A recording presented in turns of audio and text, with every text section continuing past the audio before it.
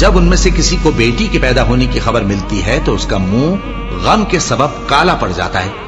اور وہ اندر ہی اندر گھٹنے لگتا ہے،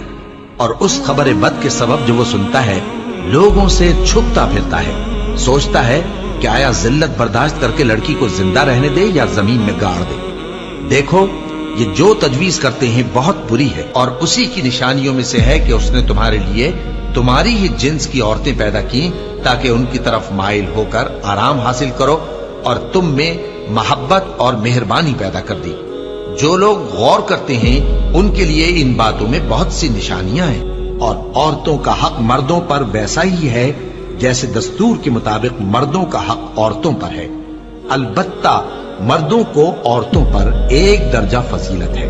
اور اللہ غالب ہے، صاحب حکمت ہے۔ اے پیغمبر صلی اللہ علیہ وآلہ وسلم، اپنی بیویوں اور بیٹیوں اور مسلمانوں کی عورتوں سے کہہ دو کہ باہر نکلا کریں تو اپنے چہروں پر چادر لٹکا کر گھونگھٹ نکال لیا کریں، یہ چیز ان کے لیے موجب شناخت و امتیاز ہوگی تو کوئی ان کو ایذا نہ دے گا، اور اللہ بخشنے والا ہے،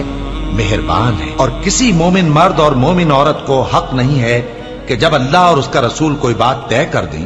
تو وہ اس کام میں اپنا بھی کچھ اختیار سمجھے،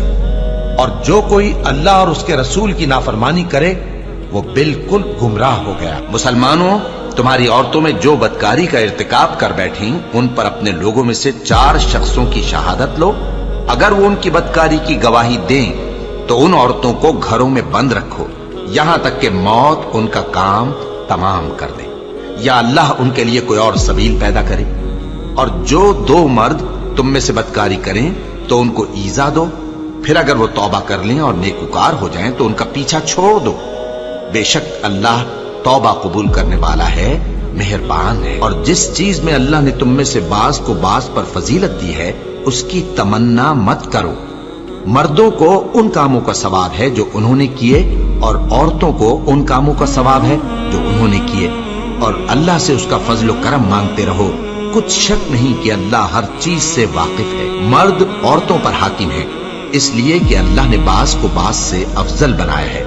اور اس لیے بھی کہ مرد اپنا مال خرچ کرتے ہیں، تو جو نیک بیویاں ہیں وہ فرمانبردار ہوتی ہیں، اور ان کے پیٹھ پیچھے اللہ کی حفاظت میں مال و آبرو کی خبرداری کرتی ہیں۔ اور جن عورتوں کی نسبت تمہیں معلوم ہو کہ سرکشی اور بدخوئی کرنے لگی ہیں تو پہلے ان کو زبانی سمجھاؤ، اگر نہ سمجھیں تو پھر ان کے ساتھ سونا ترک کر دو،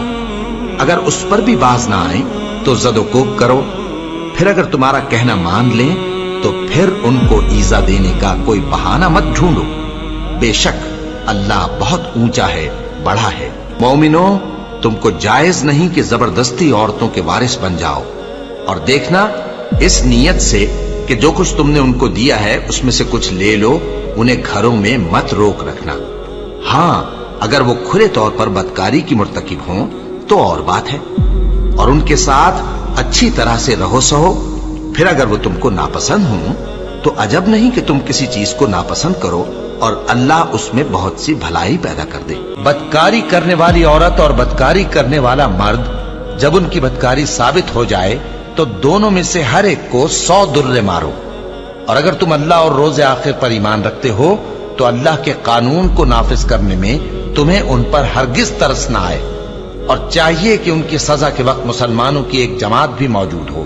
بدکار مرد تو بدکار یا مشرک عورت کے سوا کسی سے نکاح نہیں کرتا، اور بدکار عورت کو بھی بدکار یا مشرک مرد کے سوا اور کوئی نکاح میں نہیں لاتا، اور یہ یعنی بدکار عورت سے نکاح کرنا مومنوں پر حرام ہے۔ اور جو لوگ پرہیزگار عورتوں کو بدکاری کا عیب لگائیں اور اس پر 4 گواہ نہ لائیں تو ان کو 80 درے مارو، اور کبھی ان کی شہادت قبول نہ کرو، اور یہی بد کردار ہے۔ ہاں جو اس کے بعد توبہ کر لیں اور اپنی حالت سنوار لیں تو اللہ بھی بخشنے والا ہے، مہربان ہے۔